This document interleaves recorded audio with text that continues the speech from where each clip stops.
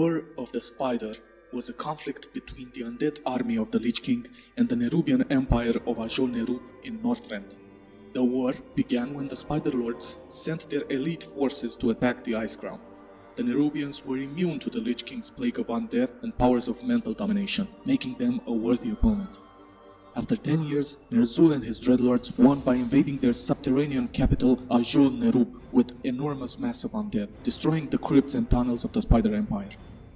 Following the conflict, the Lich King incorporated the Nerub Crypt Fiends and Crypt Lords into his ranks, and adopted the Nerubian architectural style as his own.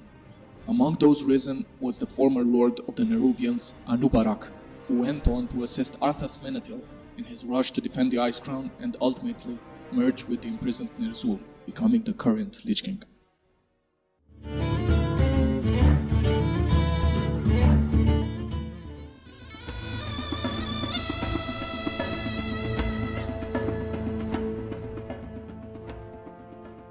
The war between Akir and Trolls was a conflict fought about 16,000 years ago.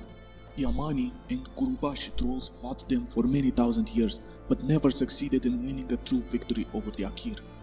Eventually, due to the trolls' persistence, the Akir kingdom split in half, as its citizens fled to separate colonies in the far northern and southern regions of the continent, such forming the kingdoms of Ajol-Nerub and An-Kiraj.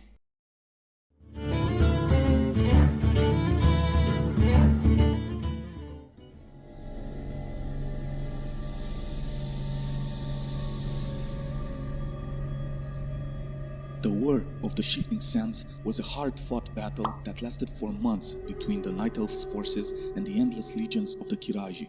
The Night Elves were always on the defensive, always outnumbered, and always being driven back. Fandral Stackhelm was the leader of the Kaldorei forces, having his son Valstan at his side.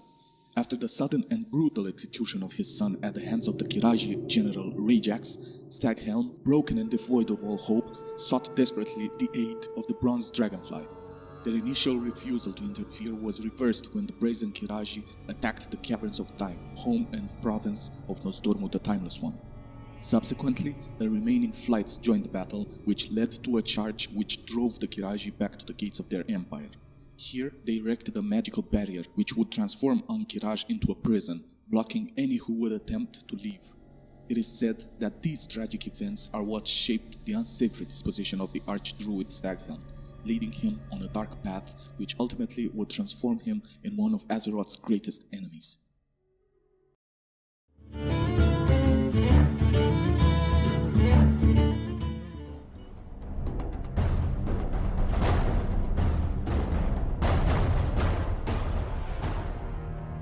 The Troll Wars were a series of conflicts between the forest trolls of the Amani Empire and an alliance composed of the humans of Arator and High Elves of Kel'Thalas, ending approximately 2800 years before the coming of the Orcs to Azeroth.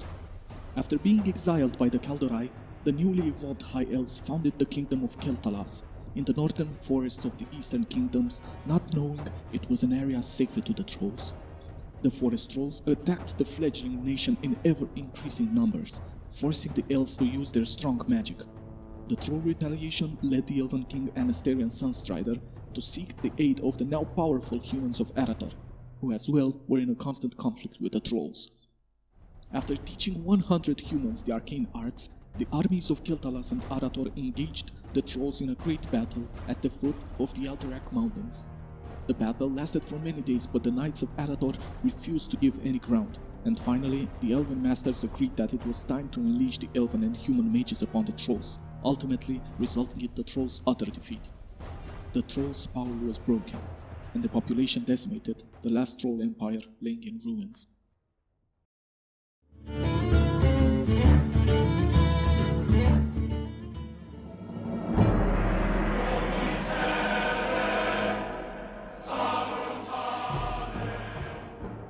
The Second War was a conflict between the newly formed Alliance of Lordaeron and the Old Horde, engulfing almost all of the lands of the Eastern Kingdoms. During this war, the Knights of the Silver Hand were created by Archbishop Alonsus Fowl, who anointed Uther as the first of the Paladins. Following the events of the First War, the survivors of Stormwind, led by Anduin Lothar, made their way through the Great Sea to the northern kingdom of Lordaeron to beseech aid from King Terenas Menethil II, who through skilled political maneuvering enlisted the support of the human kingdoms of Gilneas, Stromgarde, Dalaran, Alterac and Kultiras. They also managed to gain the allegiance of the Bronzebeard dwarves of Ironforge, the Wildhammer dwarves of Airy Peak and the gnomes of Nomergan. This resulted in the creation of the Alliance of Lordaeron. During these times, on the Horde side, a state blow was in play by Orgrim Doomhammer, who took advantage of Gul'dan's comatose state to take control of the Horde, destroying the Shadow Council as well as its puppet war chief, Blackhand the Destroyer. With strengthened forces, the Horde began their offensive, leading to many hard-fought battles against the newly formed Alliance of Lordaeron. The war finally came to a halt when the Alliance laid siege to the fortress of Blackrock and managed to destroy the Dark Portal.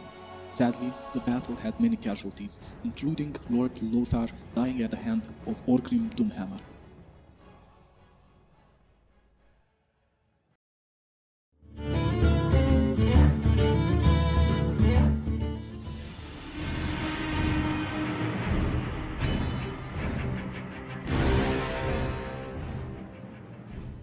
Prior to the demonic corruption of the orcs by the Burning Legion, the Draenei and the orcs had lived peacefully with each other. After kil'jaeden discovered that the former Eredar people, now known as the Draenei, led by Prophet Velen, have fled on the planet of Draenor, he corrupted the orc shaman Ner'zhul into thinking that the new inhabitants were a massive threat against their people. This led the orc clans into killing over 80% of the Draenei population and sending the rest fleeing for safety to the remote corners of the world.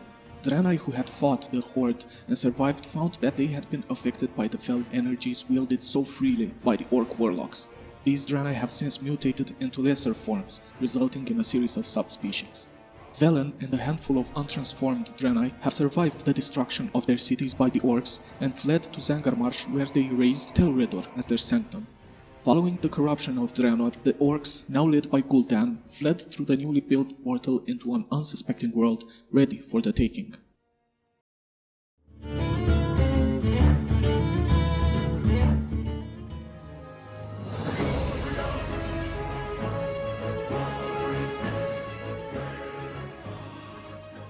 The humans of Stormwind lived in peace and prosperity on the continent of Azeroth for many years. But that ended when the sorcerer Medivh, possessed by the Dark Titan Sargeras, opened the dimensional gate that later became known as the Dark Portal.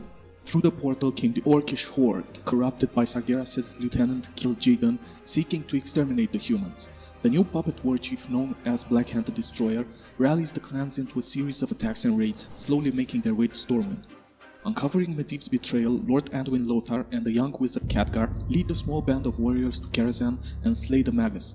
But Sargeras' spirit escapes. Searching the mind of Medivh at the moment of his death, Gul'dan falls in a coma, leaving Blackhand and the Shadow Council helpless.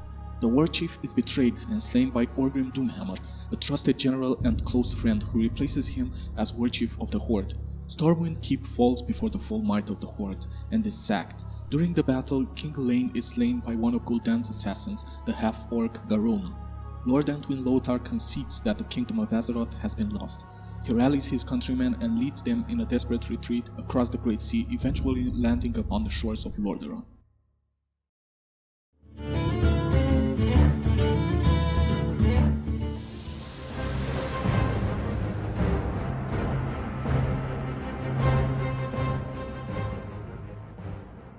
The great, the awesome, the spectacular and chaotic Third War. This vast conflict scarred the lands of Azeroth with destruction and demonic corruption. The Third War made the factions of Azeroth band together against the common foe, the Burning Legion, ensuring the utter defeat of demonic force, but of course at great costs. This event saw the birth of the Undead Scourge, as well as the appearance of the Blood Elves. The nation of Durotar was founded as Kalimdor was established, as the adopted homeland for the freed Horde, which took under its wing their newly found allies, the Darkspear tribe and the Bloodhoof tribe. The destruction and occupation of Lordaeron by the Undead Scourge ultimately pushed humans to the kingdom of Stormwind and the Terramor Isle. It was during these dark times that Arthas forsake his people to give in to the seductive power of the Lich King, ultimately merging with him. It was during these dark times that Illidan was released from his prison, which led him to sacrificing his own soul for demonic power and for helping his people. And of course, it was during these dark times that we witnessed the epic and terrible destruction of Dalaran at the hands of Archimonde.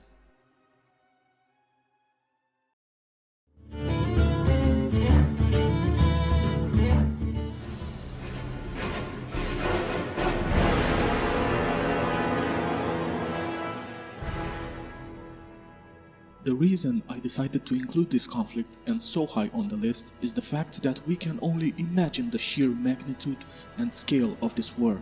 During this conflict, Ragnaros the Fire Lord would seek to consume Thunderan, Prince of Air. Betrayed by the lieutenants of Ragnaros, Geddon and Gar, Thunderan was ultimately defeated.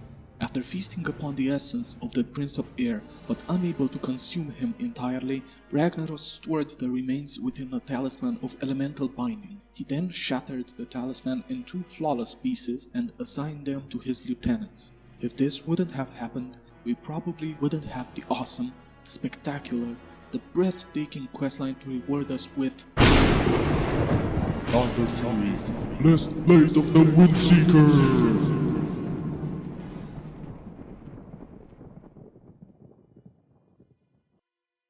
Did someone say Thunder Fury, Blessed Blade of the Windseeker? Thunder Fury? Ain't no Thunder Fury, blessed blade of the Windseeker. Thunder Fury, Thunder Fury, I say cause Thunder Fury, blessed blade of the Windseeker.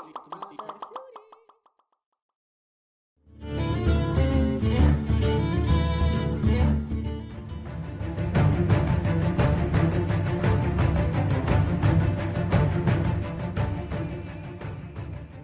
You know it, you love it, you wish there would be a Caverns of Time raid with it. It's the greatest Burning Legion invasion Azeroth suffered to this time. The War of the Ancients is a conflict that rocked ancient Azeroth some 10,000 years prior to the First War. It started when the reckless Highborn drew the attention of Sargeras and his Burning Legion, and was ended after massive casualties when the Well of Eternity blasted the supercontinent of Kalimdor apart. After having their numbers decimated by the Legion's unending forces, the Night Elves swallowed their pride and arrogance and allied with the Forbolgs, the Tauren and the Earthen.